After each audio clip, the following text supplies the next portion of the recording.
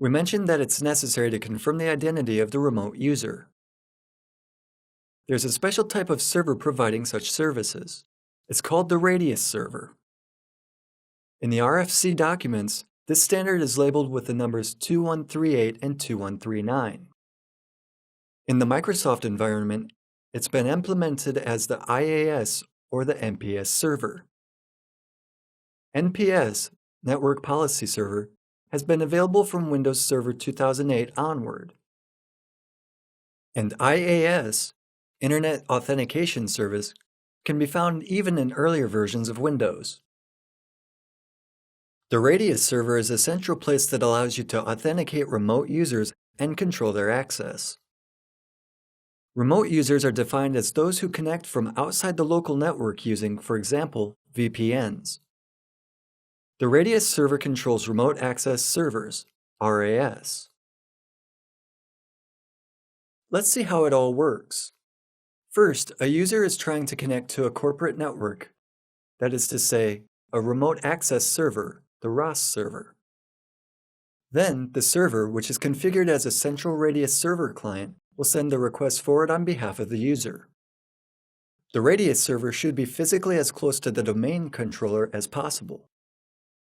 In the next step, the radius will ask the domain controller if the user provided correct credentials, if the login and password or the certificate are correct. If the credentials match and the user has the right to log on to the remote server, the radius server will inform the remote access server. Then it will ask the remote access server to create a virtual interface for the user. Eventually, a connection is established. There exist several ways to check credentials. First of them is the CHAP protocol. It is specified in the RFC documents 1994. This is one of the protocols which you should never use. For CHAP to work, you need a reversibly encrypted password. This protocol doesn't encrypt the channel, therefore the data is sent in clear text. The protocol has been modified by Microsoft and is called MS-CHAP. This version allows you to encrypt the data. To do this, it uses MPPE, Microsoft Point-to-Point Encryption. However, it does not protect against replay attacks or session capture. We don't use MS-CHAP either because it doesn't provide mutual authentication. Mutual authentication is available only in MS-CHAP version 2. This protocol allows you to store reversibly encrypted passwords. MS-CHAP version 2 is the least secure protocol among those that we should use in practice.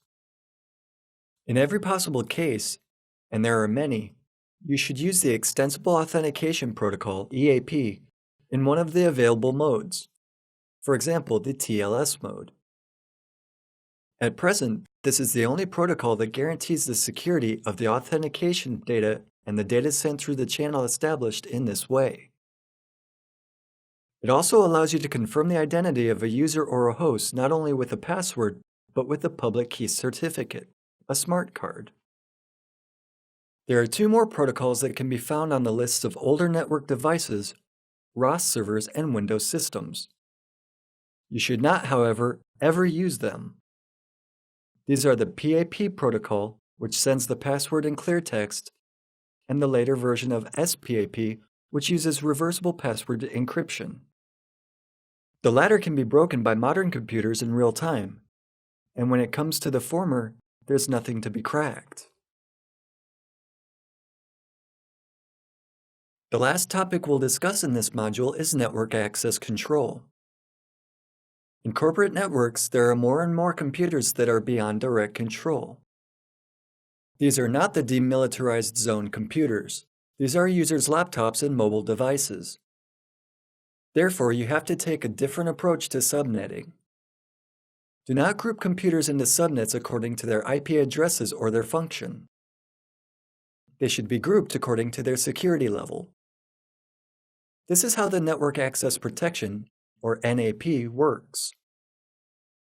NAP is a mechanism supposed to automatically verify the conformity of your computer with certain standards. For example, if the Internet Connection Firewall is enabled, whether the virus scanner is installed, and whether it is active, or if the operating system is updated, or if there exists a fixed list of tests that the computer must pass before it's connected to the network. Until the computer meets these requirements, it will be isolated. It will be automatically connected to a specific separate subnet.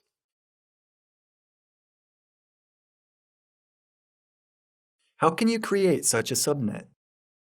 The first way is to use IPSec.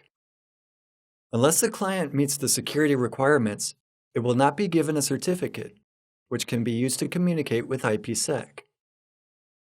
Without this certificate, the computer has access only to selected subnets.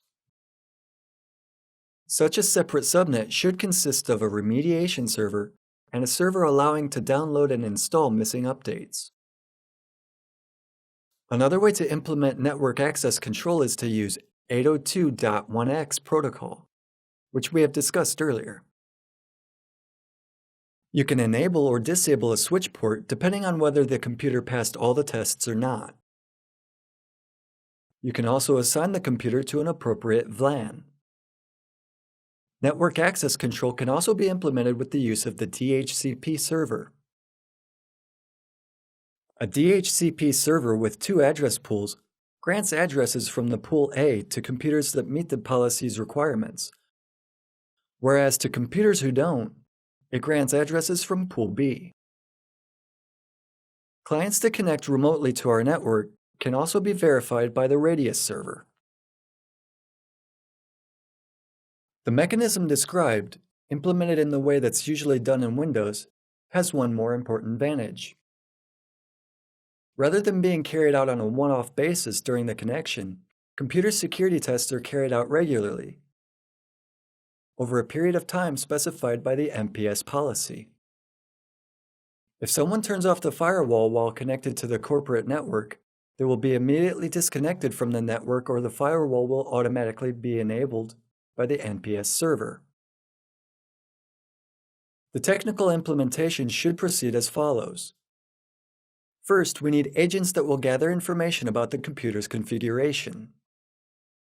Also, there must exist a mechanism that will implement the method we've just discussed. We'll demonstrate how it will work on the safest mode possible. That is, the IPSec mode. First, connect the computer to the corporate network. In Windows systems, there's a security agent that assesses the security level of the computer. This service is installed along with the operating system.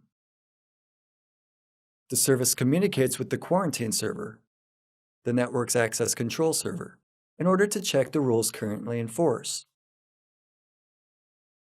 The agent evaluates the computer in terms of compliance with these rules in force and reports on the result of the evaluation to the MPS server.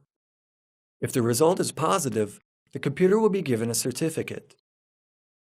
A certification authority issues a certificate that will be downloaded automatically. Certificates used in the network access control are short-lived certificates. Their default validity period is 10 hours. This means that the entire infrastructure associated with the certificate revocation and status checking is not needed. This is a very simple mechanism. If a computer fails the test, it will be redirected to a remediation server and, as a consequence, its security level will increase. It could involve, for example, installing missing patches. Likely, it will happen automatically and go unnoticed by the user.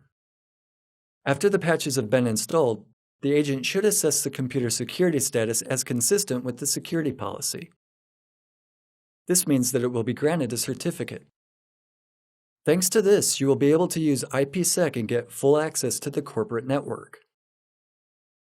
The whole mechanism is not, strictly speaking, a solution for security, but it fits very well with current trends in computer system security. It eliminates the risks coming from neglectful users who, for communication with the network, use computers which have been connected to open public networks and which have run the programs from untrusted sources. The second part of this module has been devoted to the additional protocols and services that help secure the computer infrastructure. Thank you.